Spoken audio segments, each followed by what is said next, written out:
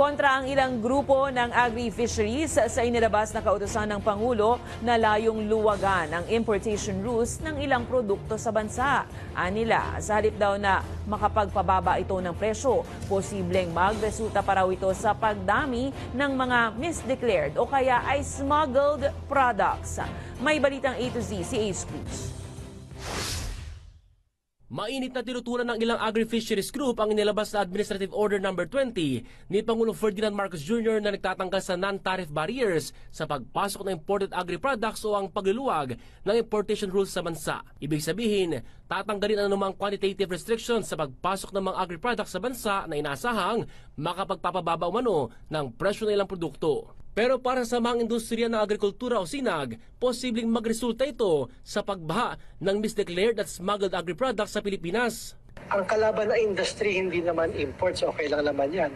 Ang kalaban niya, smuggling of course. Pangalawa, yung mga misdeclared na goods sinasabi ay halimbawa ibang commodity pero ang laman pala baboy or manok. Bukod sa posibleng epekto sa lokal na supply, tiyak na lalo pang may tutulak pataas ng AO20 ang presyo ng mga kasalukuyang mahal ng produkto. Palakasin para ayun, ma-entice, ma-motivate, ma-encourage.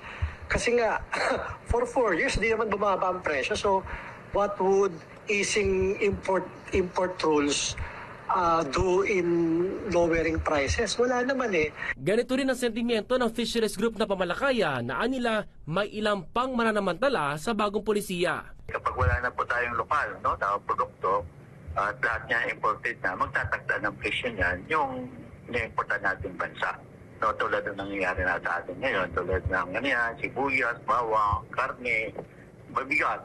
Bigas, pinakamalala kasi tayo na number 1 importer ngayon. Halimbawa na lamang nito ang isdang galunggong na may lokal na supply. Ayon sa Pamalakaya, hindi malayo magpang-abot o di kaya'y sumabay lang ang presyo nito sa imported supply kahit pa mataas ang farm gate price nito.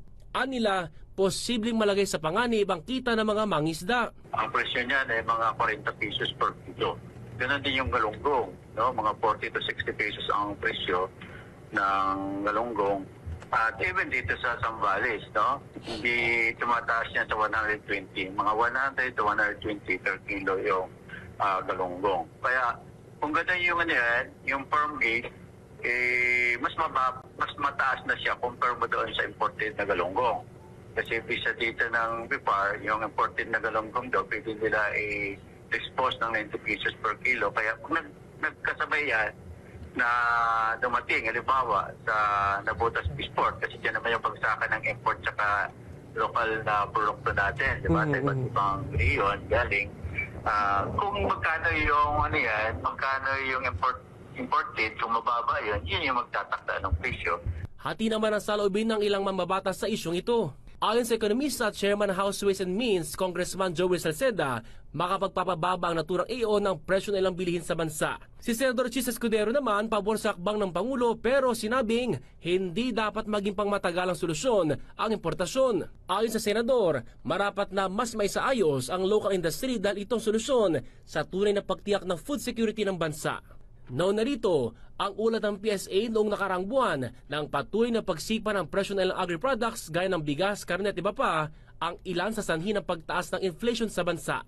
Kahapon, sinabi ng Trade Department na lead agency ng National Price Coordinating Council na makatutulong umano ang AO sa paghila sa presyo ng bilihin sa bansa kahit patuloy na binabalangkas ng iba't ibang ahensya kung anong programa ang pwede pang ipatupad ukol dito. Para sa Balitang A to Z, Ace Cruz.